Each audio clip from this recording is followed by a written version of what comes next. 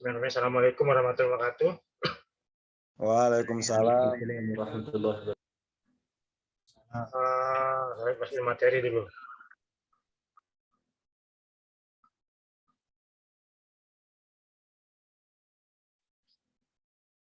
Kita sampai pada proposal penelitian. Penting ini. Proposal penelitian.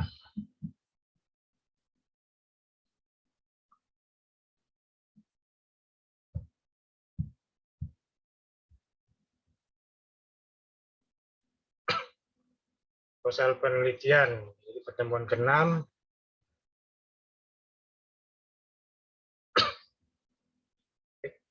Metode penulisan hukum soal proposal penelitian. Beberapa kelemahan penulis itu biasanya dimulai pada saat memulai pertama kali. Selalu di situ kebingungan seorang penulis. Dia mau menulis apa, itu dia bingung. Biasanya dimulai di penulisan awal.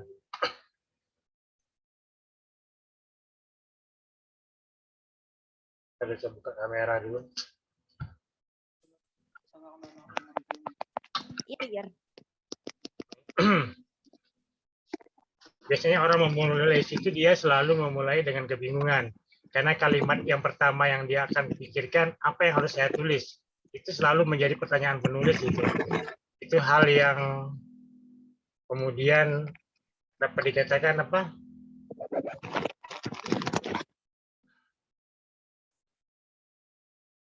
Penulis selalu terpaku sama judul, itu pertama juga. Jadi ketika dia ngambil judulnya soal, misalnya ngambil judulnya soal pembunuhan, selalu dia memulai dengan kata pembunuhan. Padahal di dalam sisi judul pembunuhan itu ada kata kemanusiaan misalnya. Dia terpaku dengan judul. Terus kemudian judul dianggap sebagai patokan tulisan. Tidak, kalau menulis itu harus dikuasai dulu apa masalahnya. Itu yang pertama. Misalnya kita mengangkat judul soal pembunuhan, apa masalahnya dari pembunuhan tersebut. Itu yang harus dipahami dulu. Bukan kemudian judulnya, bukan kemudian pembunuhannya yang harus dijadikan acuan dalam penulisan karya ilmiah. Tapi masalah yang menjadi masalah penelitian itu yang menjadi awal dari sebuah penulisan. Nah, metode penulisan hukum dalam penulisan hukum karya ilmiah, tesis, skripsi, tesis, disertasi perlu memuat 3 hal. Pertama, general statement, tesis statement, supporting idea. General statement itu terkait ide apa yang mau, ide umumnya. Ide umum atau pernyataan umum apa yang kemudian terkait soal masalah yang mau diangkat tersebut. Misalnya hari ini, tadi kita diskusi soal presiden 3 periode. Nah, pernyataan umum apa yang mau diangkat dari presiden 3 periode tersebut? Itu yang menjadi pertanyaan. Kemudian statement tesis. Apa tesisnya? Apa masalahnya kemudian? Kemudian spot idenya seperti apa? Tesis masalahnya maksudnya itu kenapa sih harus mengangkat presiden 3 periode? Itu pernyataan pertamanya kemudian. Kenapa harus 3 periode? Apa ide dasarnya kemudian dia harus 3 periode misalnya seperti itu. Itu kemudian spot sistem apa namanya? Ketatanegaraan itu seperti apa? Itu yang mau kita kemudian menjadi acuan dalam penerapan ide 3 periode itu seperti apa. Bukan kemudian ngambang. Gitu. Bukan kemudian kita tidak punya statement apa yang mau kita ciptakan dari persoalan 3 periode.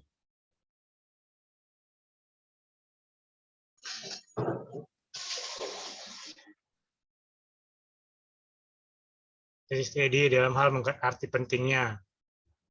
Supporting ide-ide yang diungkapkan mendukung tesis. Nah, itu sudah kita diuraikan. Nah, beberapa permasalahan dalam penulisan skripsi atau tugas akhir. Jumping dalam penulisan. Dalam tulisan ilmiah, sebuah tulisan antar kalimat, antar paragraf, antar bab tidak boleh melompat. Semua tulisan harus saling terkait mendukung topik yang dibahas.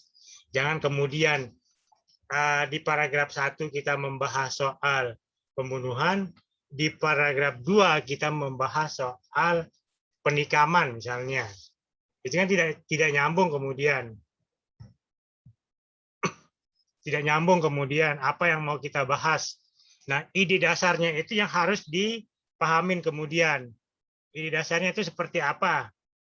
Nah, beberapa permasalahan dalam penulisan skripsi itu tugas saya itu biasanya ada jumping up kemudian tiba-tiba sudah jauh larinya dari hal yang kemudian seharusnya dibahas di awal. Itu yang disebut dengan jumping kemudian. Hal yang belum selesai dibahas sudah melompat ke pembahasan kedua, ketiga. Padahal masih pembahasan bab 1 tapi tiba-tiba sudah ke bab 2 gitu.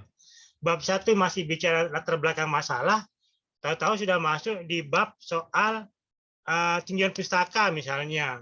Sudah menjelaskan pengertian, sudah menjelaskan soal apa yang dimaksud dengan ini, kenapa membutuhkan A, membutuhkan B, itu sudah masuk ke bab 2, itu terlalu jumping kemudian.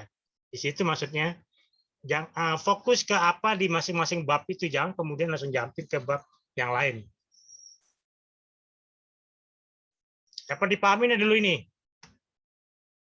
Iya, Pak. Ya, Pak Dosen. Dipahami enggak kemudian? Ya. Pertama Ya, yang ya. harus dipahamin apa masalahnya, jangan terpaku sama judul. Itu pertama. Pahamin masalah yang mau diangkat itu apa. Jangan kemudian terpaku sama judul yang kita buat.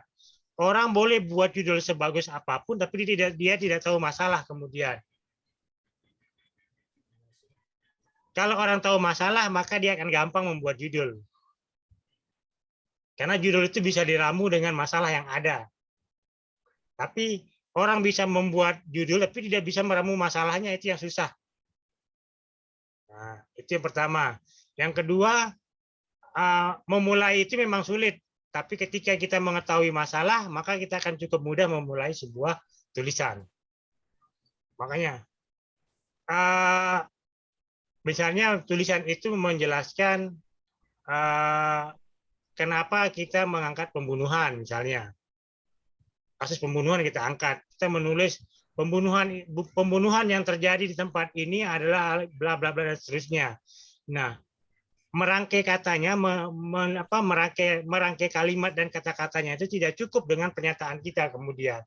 Tidak cukup dengan dimulai dengan kata tanya. Harus dijawab dia kemudian. Cara menjawabnya bagaimana? Ya cara menjawabnya dengan pendapat-pendapat ahli, dengan menurut teori ini, menurut ini. Nah, itu rangkaian kalimatnya. Tidak cukup dengan pertanyaan saja kemudian. Kita akan bertanya, tidak cukup dengan pertanyaan kita, harus dijawab dengan ahli ini, ahli kriminologi, ahli viktimologi, ahli penologi, misalnya kita ungkapkan di situ di dalam tulisan-tulisan berikutnya. Itu untuk menyempurnakan apa yang menjadi pertanyaan kita di awal tadi, agar tidak menimbulkan kebingungan kemudian.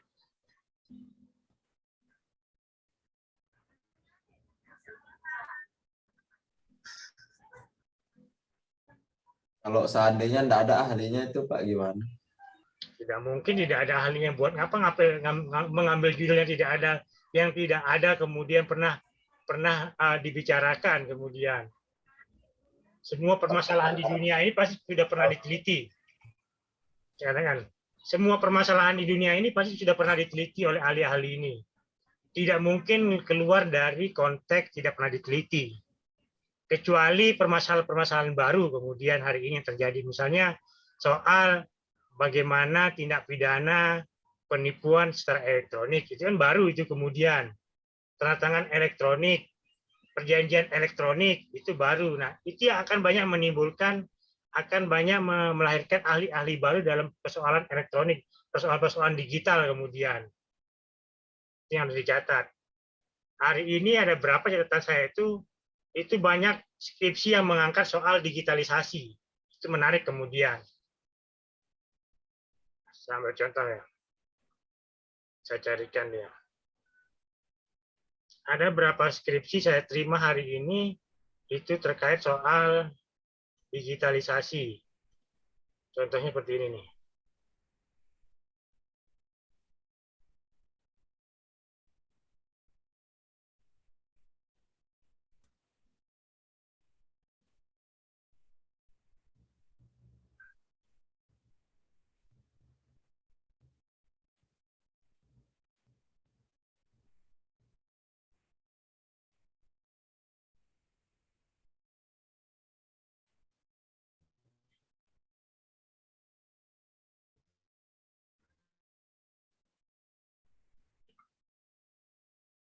Sama sekali kebuka ini.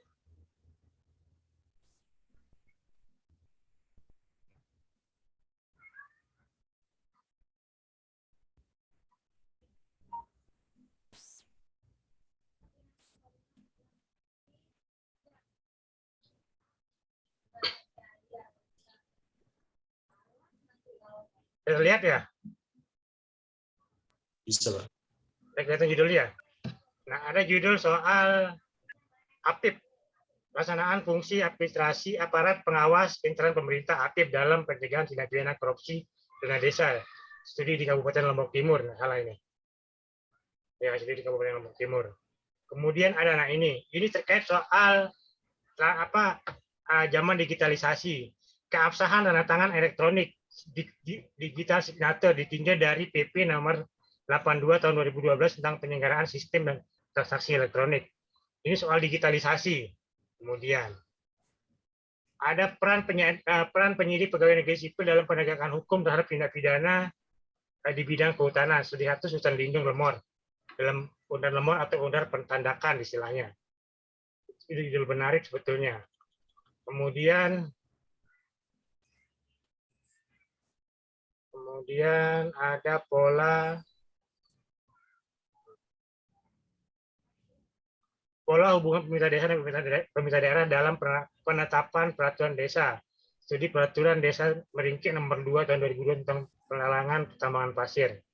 Kemudian ada eksistensi kepala wilayah menurut peraturan nomor 3 tahun 2016. Semua studi kasus. Peran pemerintah dalam pelayanan pertanian di bidang pengairan normatif. Peran pemerintah daerah dalam pelayanan pabrik bidang pengairan irigasi pertanian di Kabupaten Lombok Timur ditinjau dari Undang-Undang Nomor 17 Tahun 2019 tentang sumber daya air.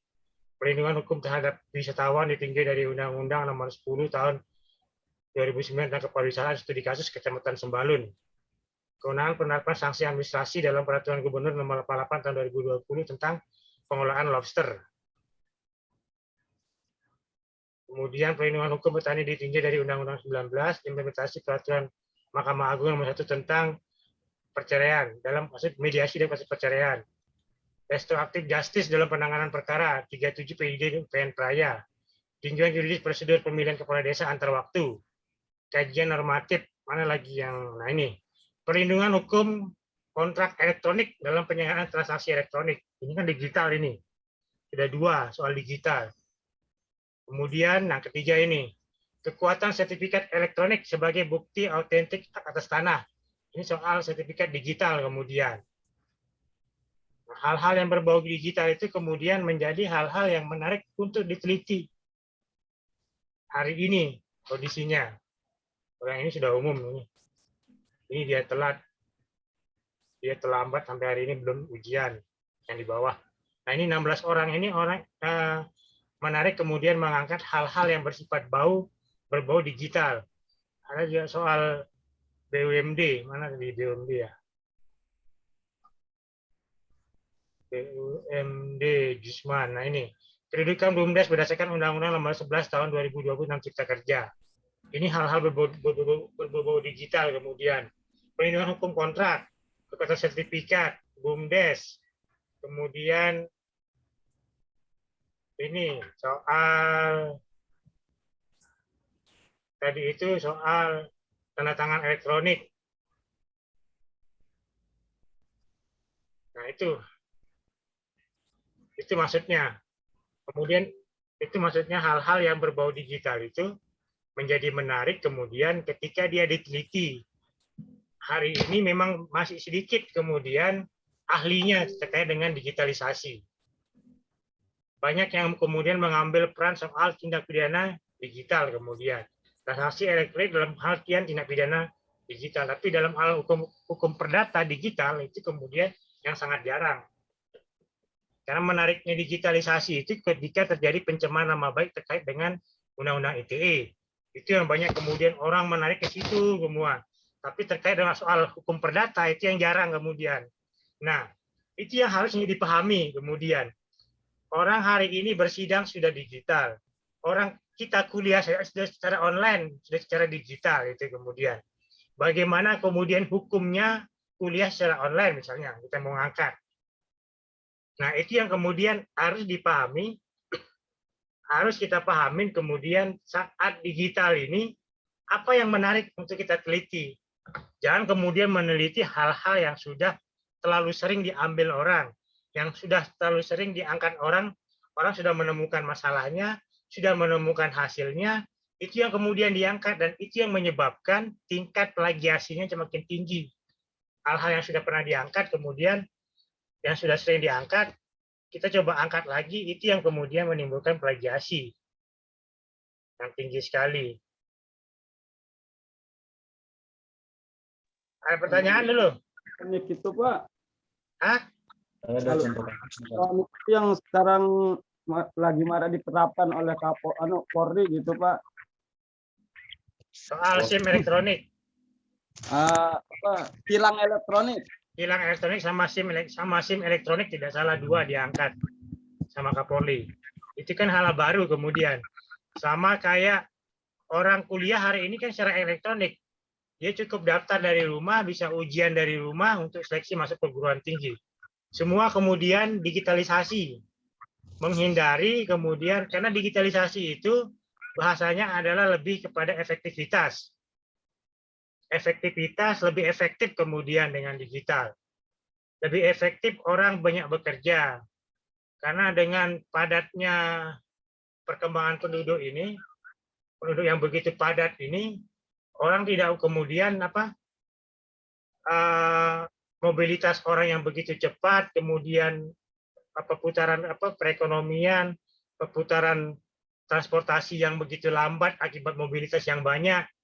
Mobilitas banyak, transportasi lambat kemudian.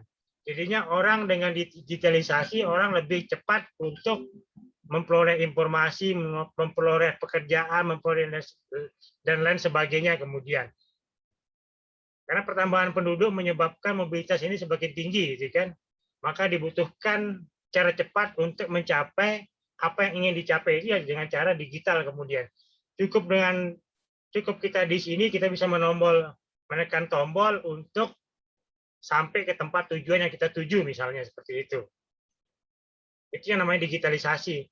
Tidak kemudian terhambat dengan alasan, misalnya saya hari ini di Mataram, teman-teman kuliah di Lombok Timur misalnya. Hari ini saya bisa ngisi kuliah dari Mataram kemudian, tanpa harus ke Lombok Timur dengan waktu 2 jam jarak tempuh. Begitu di 2 jam tempuh sampai Lombok Timur, kita sudah capek kemudian. Tapi dari sini kita bisa ngisi kuliah. Semua ilmu didapat, tapi yang terpenting adalah bagaimana cara penyampaiannya kemudian. Nah, itu yang dibutuhkan, cara penyampaiannya. Sama seperti soal tanda tangan elektronik. Dengan tanda tangan elektronik, yang memiliki tanda tangan elektronik ini tidak bisa dipalsukan. Karena yang dihadirkan di dalam elektronik itu adalah hanya kode kemudian. Kode QR, kode batang istilahnya itu hanya kode. Tanda tangan elektroniknya yang dimiliki yang memiliki hanya yang punya kemudian. Sama seperti kita buat surat hari ini, kita buat tanda tangan elektronik. Setelah kita elektronik itu kita tanda tangan, kita scan suratnya, kita kirim, dan itu sudah asli kemudian. Karena bahasanya itu ada di kita, tidak ada di pihak lain gitu. Nah, itu dimaksud dengan tanda tangan signatur elektronik. Asliannya dipegang sama satu pihak aja berarti sama Pak, yang ya? satu pihak, yang lainnya disebar kemudian. Jadi dia tidak bisa dipalsukan. Ketika dia dipalsukan, dia ketahuan. Karena pihak pemiliknya itu pasti akan menyimpan di tempat dia, di mana dia dipublikasikan tersebut. Gitu. Sama kayak hari ini Dikti misalnya mengeluarkan PIN, penomoran induk ijazah nasional. Kita sudah kirim semua nilai-nilai mahasiswa. Nilainya sudah sekian. Kita kirim, keluarlah PIN. PIN itu cuma dimiliki oleh siswa tersebut ketika datanya sudah lengkap. Jadi orang yang tidak memiliki PIN, maka dia tidak memiliki gelar sarjana. Tidak mungkin dia memiliki ijazah. Tidak mungkin dia memiliki nilai perkuliahan. Tidak mungkin dia memiliki sumber ilmu pengetahuan. Itu yang namanya PIN kemudian. Karena begitu dia punya PIN, dia punya nilai, dia punya ijazah, dia punya sumber ilmu pengetahuan dari PIN tersebut. Tapi kalau dia tidak punya PIN, dia tidak akan punya yang namanya sumber ilmu pengetahuan, tidak akan punya namanya ijazah. Itu logikanya. Kenapa kemudian Dikti membuat nama PIN, penomoran induk nasional, penomoran ijazah nasional. Nah, jadi ijazah nasional itu di situ ada sumber daya, di situ ada ijazah, di situ ada nilai, di situ ada orang yang dicantumkan namanya yang mendapatkan PIN-nya itu sesuai dengan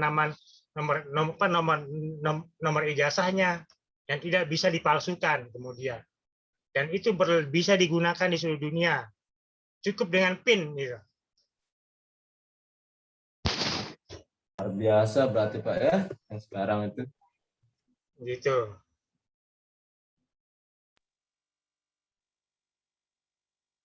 Tapi apa?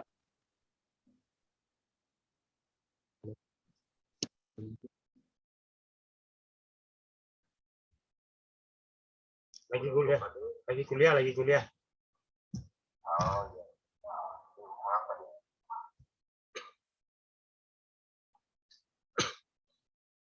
Nah, judul tulisan karya ilmiah hendaknya singkat dan dalam. Judul yang singkat tetapi dalam ini akan merangsang pembaca atau reader untuk membaca isi tulisan.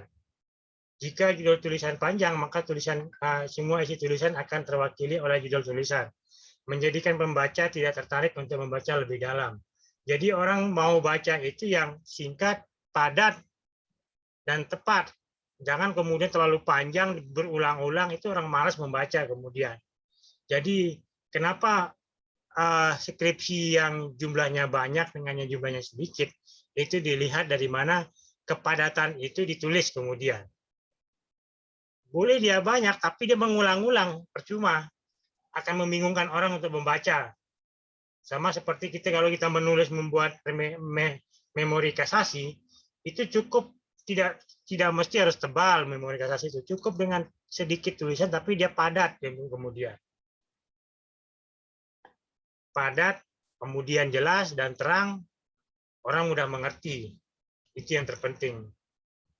Menentukan sistematika penulisan. Isi dalam setiap bab tulisan istilahnya merupakan jawaban atas pertanyaan yang diungkap dalam permasalahan. Bab pertama berisi latar belakang, rumusan masalah, tujuan penelitian, teori dan konsep metode penelitian, sistematika penelitian. Nah, bab 1 berisi jawaban dan rumusan masalah. Permasalahan pertama, bab kedua berisi dengan rumusan masalah kedua. Kemudian bab keempat berisi rumusan masalah ketiga, dan bab kelima berisi kesimpulan dan saran. Itu kemudian. Itu menjadi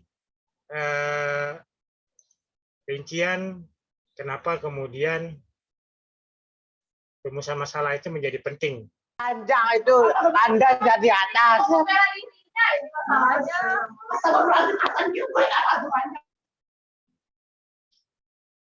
Jadi, kenapa kemudian rumusan masalah itu menjadi penting? Karena rumusan masalah pertama itu menjadi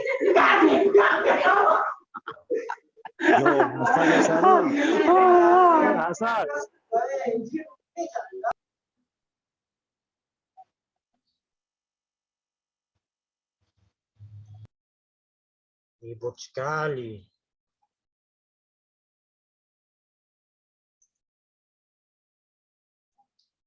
Baik, jadi rumusan masalah, topik kemarin sudah kita bahas ya.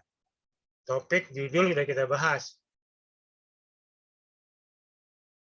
Tidak terlalu baru, tidak terlalu teknis, sudah kita bahas. Judul sudah. Faktor merumuskan judul sudah.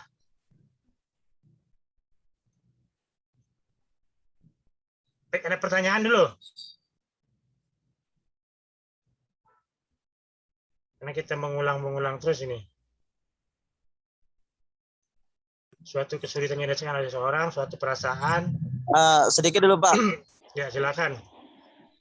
Sistem penulisan ini sebenarnya sama saja sebenarnya Pak ya. Esnya se-Indonesia sama nggak begitu Pak? Atau ada perbedaan-perbedaan sendiri sebenarnya Pak? Atau gimana? Ada perbedaan dalam catatan kaki nanti. Nanti kita jelaskan itu. ada sistem apa, ada sistem Chicago, ada sistem ini, lain-lain penulisannya. Fakultas Ekonomi maupun Fakultas Hukum beda sistem penulisannya. Fakultas Ekonomi tidak mengenal yang namanya catatan kaki. Dia di akhir kemudian, semua dimasukkan di dalam tulisan. Tapi nanti di tinggian pustaka dia akan ketahuan. Nah, kalau di hukum itu mengenal catatan kaki. Kenapa catatan kaki penting? Karena dia bicara soal ada catatan kaki terbuka, ada catatan kaki tertutup. Nanti kita bicara itu di pertemuan ke-9 atau ke-10 soal catatan kaki itu. Jadi kita bahas dulu soal judul. Judul sudah selesai kan? Kemarin sudah kita bahas. Pokoknya dari judul itu adalah pahamin masalahnya. Itu yang penting. Kalau kita sudah pahamin masalah, maka kita enak kemudian. Tapi kalau hanya kita mengajukan judul tanpa mengetahui masalah, itu yang akan kesulitan. Orang dengan gampangnya mengajukan judul, tapi tidak tahu masalahnya seperti apa. Itu yang cukup kesulitan.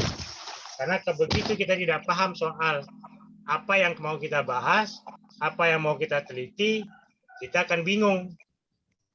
Begitu. Pak, Jadi, ya. ini mengenai judul saya itu penerapan pasal 2 Undang-Undang Tipikor itu terhadap kasus bantuan sosial itu bukannya terlalu baru atau gimana itu, Pak? Hanya yang mau diiniin dari bantuan sosial itu kemudian. Anunya sih lebih ke hukumannya, hukuman apa yang diterapkan saat bencana terjadi, terus ada tindak pidana korupsi itu, Pak. Apa itu harus studi kasus dulu?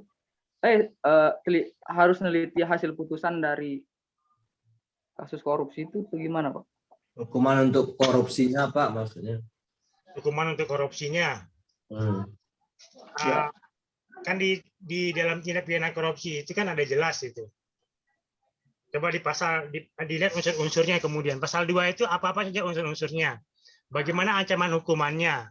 Kemudian yang menjadi menarik ini kan pertanyaannya, ini kan terkait bencana ini. Ya, Iya. terkait bencana. Bagaimana dengan bencana kemudian? Ya, betul. Karena selama ini kan belum pernah ada yang dihukum terkait soal bencana. Ya, betul. Nah, Terus pernah ada gimana yang itu dihukum terkait soal bencana kemudian. Nah, kalau dilihat lagi makanya dia menjadi menarik kalau dia masuk dalam ukuran kemudian apakah kemudian arahnya itu kemudian perbuatan yang dilakukan ini adalah sengaja kemudian dilakukan di dalam bencana, ada faktor-faktor lain kemudian. Dipahami enggak ini? Posisinya kan belum ada putusan ini persoalannya. Ya, betul. Belum ketemu faktanya kemudian kemana arahnya. Iya kan? Iya, betul. Jadi menariknya itu adalah bagaimana tindak pidana korupsi yang terkait dengan bencana. Maka kajiannya lebih kepada kajian normatif, bukan kepada kajian yuridis. Bukan kepada kajian empiris kemudian, bukan yuridis. Bukan kepada kajian empiris. Tapi lebih kepada kajian normatif. Bagaimana tindak pidana korupsi terkait bencana menurut Undang-Undang 20 tahun 2001 misalnya. Itu bagaimana kajiannya secara normatif. Kalau secara empiris kan harus dilihat fakta kemudian. Melihat fakta itu kan melihat dari putusan pengadilan. Tidak bisa dilihat misalnya hari ini. Hari ini kan belum jadi putusan ini posisinya. Posisinya masih dalam proses penyidikan. Tidak bisa, kita harus menghormati yang nama asas hukum. Equality before the law, praduga tidak bersalah itu harus kita hormati. Orang dinyatakan bersalah kalau sudah memiliki kekuatan hukum tetap. Nah, kekuatan hukum tetap itu bisa kita nilai, kita uji lewat sebuah putusan pengadilan. Nah, bagaimana cara menguji putusan pengadilan yang ada namanya eksaminasi, kemudian di situ bisa kita lakukan eksaminasi kemudian. Kalau sudah ada putusan, tapi kalau belum ada putusan ya kajian kita masih kepada kajian normatif kemudian. Begitu. Berarti sarannya lebih ke normatif gitu, Pak? Lebih ke normatif. Nanti yang Bukan ke- diteliti pasalnya itu. lebih ke normatif. Nanti yang Terus di- judulnya itu kita ganti, nanti kita yang hapus bantuan sosialnya itu gimana? tindak pidana korupsi terkait dengan eh, terkait dengan bencana sosial. Kayak tadi misalnya apa? Kayak tadi misalnya soal bagaimana kemudian tugas APIP terkait dengan soal dana desa, itu yang khusus spesifik. Kemudian tindak pidana korupsi terkait soal bencana, kemudian jangan masuk ke bansosnya, kemudian Oh, lebih fokus ke bencana dalam arti ini kan ada bencana bumi dan segala bagai, lebih fokus lebih umum, bukan spesifik. Kalau basis kan spesifik dia kan. iya betul. Kalau spesifik berarti harus nunggu putusan dulu. Keputusan nggak bisa kita masuk. Tapi kalau dia ke bencana lebih kepada fokus kepada tinjauan yuridisnya, kemudian normatifnya apa. Kalau orang melakukan korupsi terhadap bencana itu seperti apa. Gitu. Terus saran Pak dosen ini ganti aja atau gimana? Ada lanjut? Yang belum. Dilanjutin apa? Dilanjutin Ini judul saya ini. judul untuk latihan kan? Ya. Judul untuk latihan. Kalau buat skripsi Bisa jangan. dirubah lah nanti. Kalau skripsi nanti yang belum ada putusan. Kalau dia cepat, misalnya naik kasusnya ini kan bisa. Ini kan belum naik kasusnya ini. Iya banyak. Wali kota Jawa Barat. Banyak sekali yang kena ini Pak. Banyak NTB-nya banyak. NTB-nya akan kena ini besok. Yakin saya. Ini lagi diproses NTB ini kan, BNPT ini. BNPT ini akan banyak yang kena ini di Lombok Timur. Lagi naik kasusnya di Polda. Hasil temuan ombudsman. Nah,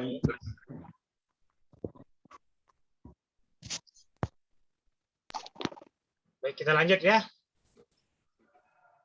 Kasih tahu teman-temannya itu sudah terlambat, itu nggak usah paksa-paksa masuk, nggak akan saya terima.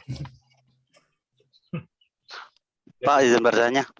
Ya, Dalam pembuatan rumusan masalah metode penelitian hukum normatif itu apa saja sih kendala yang kita dapat dalam pembuatan rumusan masalah hukum normatif? kalau normatif itu Hasan, itu lebih kepada tinjauan sumber hukumnya ya. Sumber hukumnya itu lebih kepada bahan hukum. Bahan hukumnya itu adalah peraturan perundang-undangan, pendapat-pendapat ahli, buku-buku hukum. Kalau dia normatif. Tapi kalau dia normatif empiris, itu banyak kemudian wawancara di dalamnya. Wawancara ini itu menguji dasar dan desain. Bagaimana hukum yang senyatanya, bagaimana hukum peraturan perundang-undangan kemudian. Jadi kalau empiris. Tadi mau menguji soal bantuan sosial misalnya. Bagaimana sih bantuan sosial ini dalam keadaan bencana misalnya. Nah, ini kan mau dikaji kan bagaimana orang mendapatkan bantuan sosial yang kemudian jatahnya dapat beras 5 kilo dikurangin menjadi dapatnya 5 kilo dikurangi menjadi 3 kilo. Itu yang kemudian masalah. Nah, itu yang kemudian orang dapat bimoli dikasih minyak bukan mereknya bimoli misalnya, lebih murah. Yang semula uang dikasihnya telur. Semula dapat uang dikasih telur ketika dia talit gitu. Itu bermasalah kemudian. Nah, itu kalau dia empiris, tapi kalau dia normatif itu lebih kepada apakah aturan-aturan yang dibuat ini sesuai dengan pelaksanaannya di lapangan kemudian. Apakah kemudian tidak sesuai kemudian peraturan-peraturan yang dibuat ini. Apakah prosedur yang sudah dibuat ini dilanggar atau tidak kemudian. Bagaimana prosedurnya, bagaimana ininya yang dikaji lebih kepada normatif. Cuma kalau normatif itu tidak punya tantangan sebetulnya, tapi kalau S1 cukuplah dengan normatif, jangan terlalu ngambil tantangan yang begitu luas soal perilaku. Karena kalau sudah kita bicara empiris, kita akan bicara soal kajian sosiologis, kajian antropologis di dalamnya. Itu kalau empiris. Tidak cukup kita hanya wawancara, kita harus melihat tipikal masyarakat itu seperti apa. Sama seperti kita bicara Indonesia ini ya bicara soal VOC, bicara soal bagaimana politik adu domba, politik belah bambu, DPD Impera itu yang terjadi di zaman Belanda. Itu kalau kita bicara Indonesia. Di situ ada kajian antropologis. Bagaimana masyarakat Sasak di dalam masyarakat Sasak misalnya. Masyarakat A, masyarakat B. Masyarakat A ini suka kemudian berselingkuh dengan kekuasaan. Masyarakat B suka kemudian tidak kemudian punya apa istilahnya, punya prinsip kemudian. Tidak mau kemudian diatur dan seterusnya. Itu masyarakat B misalnya. Nah, seperti itu yang harus dikaji. Cukup luas. Itu yang dimaksud Hasan. Paham Hasan ya? Hasan Asari ya? Ya Pak.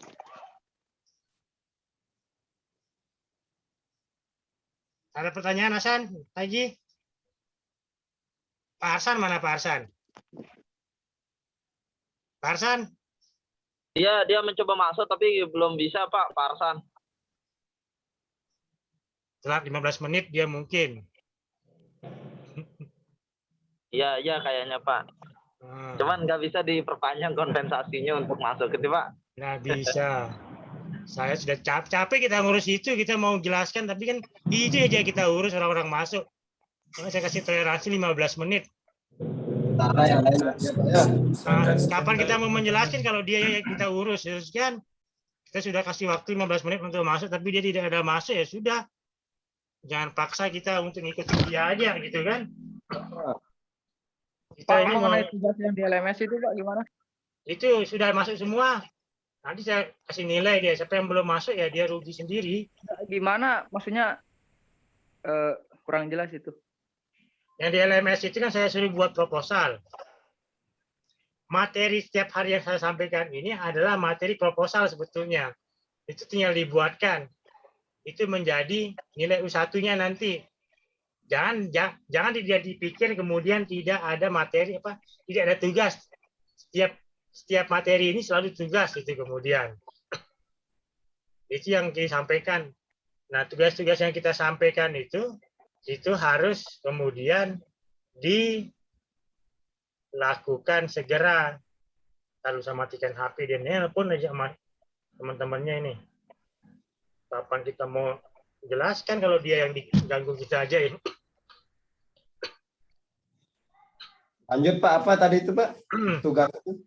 Jadi tiap materi itu adalah tugas kemudian. Tiap materi itu harus dikerjakan dengan, misalnya materi kita sudah rumusan masalah ini, sekarang proposal. Selesaikan proposal itu sampai di tahap mana proposal itu sampai rumusan masalah. Karena setelah ini kita bahas kemudian adalah tinjauan pustaka, misalnya menulis dengan tinjauan pustaka. Jadi di proposal itu kan sudah jelas di sini nih. Tahapan proposal itu sudah terlihat. Kemudian pokok permasalahan, sudut pandang, cara pendekatan, rumusan masalah. Nah, rumusan masalah itu sudah terlihat. Sampai di rumusan masalah kemudian. Itu selesaikan semua. Nanti kita nilai kemudian, kita lihat penilaiannya. Apakah mahasiswa ini berhasil kemudian mendengarkan apa yang kita sampaikan. Ini soal judul rumusan masalah ini tidak salah sampai pertemuan hari ini masih kita jelaskan. Saking pentingnya. Kenapa memilih judul, kenapa memilih rumusan masalah ini, itu penting kita sampaikan. Karena di situ intinya kemudian, inti permasalahan penelitian itu ada di rumusan masalah. Pahamin masalahnya, ya maksud saya. Jangan kemudian hanya berpatokan dengan judul. Karena kalau berpatokan dengan judul, kita tidak akan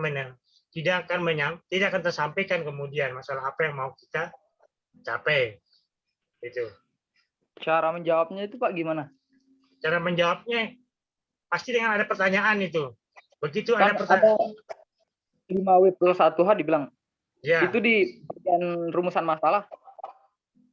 5W1H itu cara kita menemukan jawaban pertanyaan, jawaban, sampai proses penyelesaian. Apa, siapa, bagaimana, kenapa, mengapa, gitu kan? Jadi 5W1H itu harus dilihat utuh kemudian. 5W1H itu bukan hanya dilihat soal judul dan rumusan masalah, tapi 5W1H itu adalah sampai proses penyelesaiannya, sampai kesimpulannya 5W1H itu. Tapi sampai akhirnya lah itu bahasanya. Tidak kemudian dia hanya tidak pada tataran kemudian hanya pada sampai di proposal, tapi dia secara keseluruhan kemudian.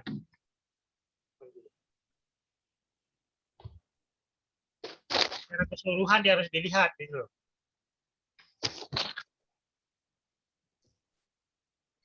Pertanyaan yang lain dulu. Mulai kering saya punya tenggorokan ini. Andi ada pertanyaan? Kasus ini Pak nih. Apa pertanyaannya Andi? Iya Pak, ada kasus ini Pak. Apa itu? Nah ini kan banyak semua Pak yang saya temukan dalam masyarakat itu ketika sudah terjadi perceraian itu Pak. Menjadi permasalahannya itu apa namanya tanda apabila misalnya Pak yang perempuan ini mau nikah lagi tapi permasalahannya itu tanda tangannya itu loh yang apa namanya tanda tangannya ini yang menjadikan si mantan istri ini untuk susah menikah lagi gitu Pak. Akte cerainya tidak ada berarti kan? Nah itu maksud saya Pak. Jadi kan cerainya hanya secara hukum agama. Tidak ya, secara agama aja Pak. Agamanya tidak dilalui dengan hukum nasional kemudian tidak diajukan ke pengadilan itu kan ya. Itu maksudnya kan? Ketika dia mau menikah lagi dia kesulitan karena tidak punya akte cerai. Karena tidak punya akte cerai tidak mendapatkan buku nikah kemudian kan? Begitu dan dia. Iya Pak, iya betul Pak. Nah, ya. Begitu jadi pemahamannya kemudian. Jadi perempuan ketika dia pemahaman di sini kemudian ya kelemahannya kita ya. Pemahaman masyarakat Sasak ini ketika dia dicerai dengan cara agama itu sudah dianggap putus perceraiannya. Padahal dia saat dia menikah dia menggunakan hukum nasional. Menggunakan KUA itu menggunakan hukum nasional, bukan penghulu yang digunakan, tapi KUA untuk menikahkan dia kan. Kalau dia penghulu kan cukup di kampung, ada tokoh agama, ada penghulu yang menikahkan dia cukup itu sebenarnya kalau di kampung gitu kan. Tapi dia menggunakan KUA kemudian untuk pernikahannya. Ketika KUA diberikan oleh buku nikah. Nah, ketika dia diberikan buku nikah, maka dia sah menikah menggunakan hukum Undang-Undang 1 nomor 74 tentang perkawinan. Nah, ketika dia perceraian, dia harus menggunakan undang-undang itu juga. Tidak cukup dia bercerai secara agama. Kalau dia bercerai secara agama, cukup dengan pernyataan selesai dia.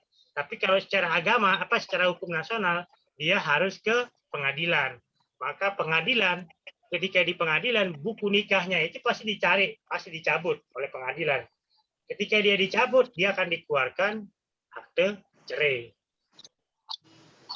Ketika dikeluarkan akte cerai, maka ketika dia menikah lagi, maka dia akan mendapatkan buku nikah yang baru dengan suami atau istri yang baru gitu. Itu Dandi. Memang pemahaman orang di situ. Tapi itu prosedur yang lama itu ya. Yang baru sekarang ini yang menarik ini kan kemudian ada masa nikah. Masa nikah, orang bisa menikah laki maupun perempuan itu adalah 19 tahun. Ketika orang lain yang menikahkan dia masih di bawah umur, di bawah 19 tahun, maka dapat dipidana itu kemudian. Itu yang menarik hari ini. Cuma belum ada kasus ini ya.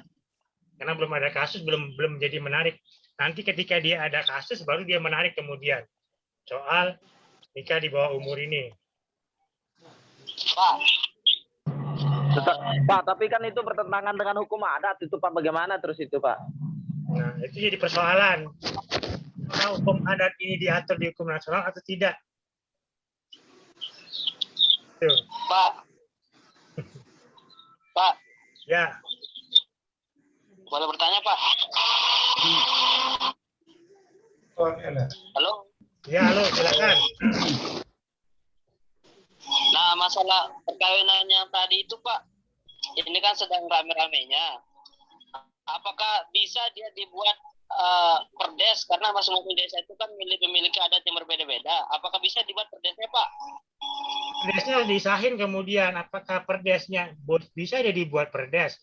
Tapi perdesnya ini kan harus disahin oleh kecamatan melalui disahin oleh bupati melalui camat. Dia harus masuk ke dalam lembaran daerah. Makanya tadi itu ada temannya ngangkat yang saya kasih judulnya soal pertambangan pasir ya di Pura Meringki. Karena ada perdes, tapi perdesnya belum disahin oleh bupati. Jadi persoalan. Nah, hukum itu berlaku kemudian kalau dia diundangkan. Ya kan? Nah, bagaimana dia diundangkan? Kalau dia memiliki dia masuk dalam lembaran daerah kemudian. Kalau dia tidak masuk dalam lembaran daerah, berarti dia belum diundangkan. Itu yang kemudian jadi pertanyaan. Berarti Perdes itu berarti perlu dibuat jadi lembaran daerah begitu, Pak? Perlu, penting. Kemudian. Loh, bukannya desa itu memiliki otonomi asli begitu, Pak? Ada itu. Bohong itu. Baca Undang-Undang Nomor 6 itu tidak ada itu. Dia semua kita ini hidup dalam zaman resentralisasi ya. Jadi Undang-Undang 23 tahun 2014 itu adalah resentralisasi. Kewenangan daerah itu semua diambil pusat. Tidak ada namanya otonomi daerah hari ini. Disertasi saya itu yang soal partisipasi masyarakat dalam pembentukan peraturan daerah di zaman di pasca resentralisasi kewenangan daerah. Jadi kewenangan daerah itu sudah diambil. Jadi saya punya tesis disertasi itu.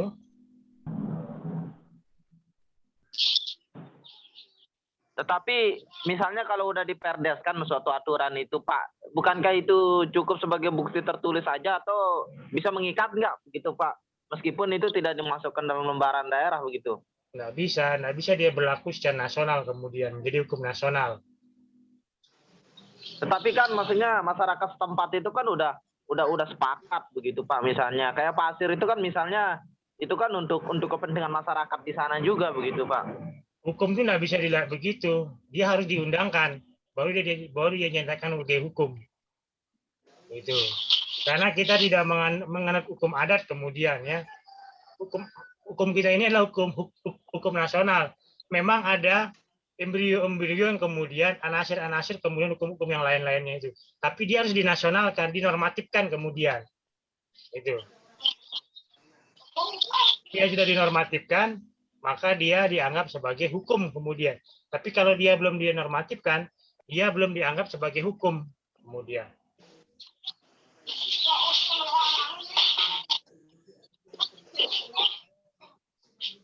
Dipahami enggak itu? Paham, Pak. Bertanya sedikit, Pak. Ya. Dalam penyusunan proposal atau skripsi yang paling sederhana lah gitu, Pak. Minimal rumusan masalahnya berapa sih, Pak? Dan maksimalnya berapa gitu? Yang kalau skripsi itu cukup 2. Yang paling sederhana gitu, Pak. Kalau skripsi itu cukup 2. Kenapa cukup 2? Dimulai dengan apakah, diakhiri dengan bagaimanakah, itu skripsi. Kalau 2 tesis, saja, Pak. 2 saja. Kalau tesis itu dia 3. Disertasi itu bisa 3, bisa 4. Masalahnya. Tapi selalu dimulai dengan apakah ya, harus diingat. Apakah itu menjelaskan soal bagaimana sih aturannya? Itu yang pertama. Baru kemudian bagaimana pengaturannya kemudian.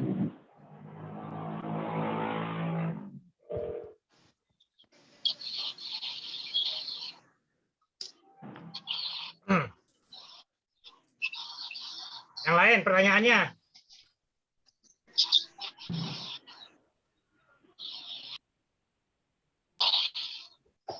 Yang lain? Banyak-banyak bertanya.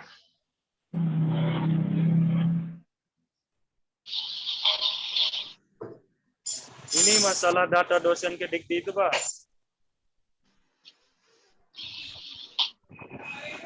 Halo, Pak. Ya, halo. Ya kan setiap hasil pembelajaran itu kan harus sebagai dosen itu kan harus apa namanya uploadnya di kalau nggak salah di LMS itu Pak kan? Ya. Ya, tapi yang jadi masalah ini ada beberapa dosen yang tidak mengupload atau tidak update dalam perubahan data itu, Pak. Sehingga kami sebagai mahasiswa itu apa namanya? Ketika hasilnya dikeluarkan itu tiba-tiba kok kita apa namanya mendapatkan nilai C gitu loh. Padahal kan seorang dosen itu tidak pernah masuk, tidak pernah update data kayak gitu kan Pak kan? Ini yang jadi permasalahannya nih Pak. Makanya takutnya kita apa namanya ketidakupdatean seorang dosen itu mengakibatkan kita sebagai mahasiswa itu ya apa namanya ya rugi kayak gitu Pak. Betul. Apalagi sekarang itu namanya sistem apa yang dosen-dosen Cerdos itu, dosen-dosen Cerdos itu harus mengupload bukti video dia melakukan kuliah itu sekarang. Video kuliah. Iya. Dia mulai kebingungan hari ini. Di mana mencari videonya gitu loh. Kalau yang pernah kuliah kan bagaimana mau cari video? Kalau saya kan tiap hari saya update video perkuliahan, hasil pembelajaran. Itu. Jadi ketahuan mana yang kuliah, mana yang tidak kuliah kelihatan dari video tersebut. Dia tidak bisa komplain. Kemudian, nah ini contoh disertasi. Jadi kita ini sudah di masa desentralisasi, tidak ada lagi desentralisasi, Supardi. Tidak ada lagi namanya otonomi daerah, tidak ada lagi namanya otonomi desa. Semuanya sudah desentralisasi. Makanya tidak heran kemudian ada bicara 3 periode kemudian. Karena itu yang terjadi hari ini kondisinya. Kita mau bicara berbusa-busa soal otonomi daerah itu tidak ada. Karena sudah menuju desentralisasi. Ini UU nomor berapa, Pak? Undang-Undang 23. Terakhir dengan Cipta Kerja. Cipta Kerja itu membawa kita ke menuju desentralisasi.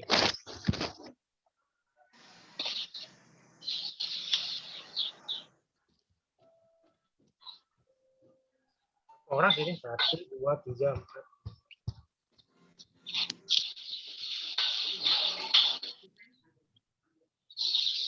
Ada pertanyaan lagi? Tinjauan pustaka. Saya sudah kering ini tenggorokan saya nih. Halo Pak, puasa. Kecuali kita kuliah, kecuali kita mau kuliah malam lagi nanti nggak masalah. Harus terawih. Jam 10 ke atas sih Pak kalau malam. Ini sudah kering soalnya, nggak kuat saya ini. Pak dosen. Ya. Sudahi begitu Pak. Tentang dalam dijelaskan sedikit tentang apa sih yang dimaksud ruang lingkup penulisan itu maksudnya? Ruang lingkup penulisan itu ada tata cara penulisan. Bagaimana cara menulis karya ilmiah yang baik. Nanti kita jelaskan itu di pertemuan ke-12 ke ke-13 itu. Baru kita jelaskan soal itu. Kita jelaskan inti-inti proposalnya dulu ini. Ini sudah masuk rumusan masalah. Sekarang sudah masuk ke tinjauan pustaka. Tinjauan pustaka ini jangan kemudian dianggap semua mau dimasukin. Enggak. Tinjauan pustaka ini menjadi penting. Dia sebagai tata cara atau patokan kita untuk menulis. Itu yang penting dari tinjauan pustaka. Berarti khusus untuk kita yang Fakultas Hukum UGR ini punya buku panduan tersendiri Pak ya? Kita menggunakan buku panduan kita sendiri lah begitu Pak ya? Ya, cuma kita yang punya buku panduan di UGR. Maksudnya kan kemarin kan pas kita ngerangkum itu kan kita menggunakan universitas lain begitu. Berarti itu nggak sama Pak begitu ya? Sama. Nah itu beda kemudian. Masing-masing itu ada kan teknik penulisan yang berbeda. Tadi saya katakan ada namanya sistem apa, sistem Chicago, sistem apa namanya itu banyak pokoknya nama-namanya itu. Itu nanti kita jelaskan itu di mana dia posisi perbedaannya. Itu nanti di teknik tadi pertanyaan soal teknik penulisan tadi itu. Beda dia. Karena kalau kita campur aduk itu yang menyebabkan tingkat plagiasinya tinggi kemudian. Sini gua. Begitu ya, saya akhiri ya. Ya Pak. Kita ketemu 2 minggu lagi pasca Meet. Ya Pak. Baik, saya akhiri. Wabillahi taufiq wal hidayah. Wassalamualaikum warahmatullahi wabarakatuh. Waalaikumsalam warahmatullahi wabarakatuh. Warahmatullahi wabarakatuh. Assalamualaikum warahmatullahi wabarakatuh.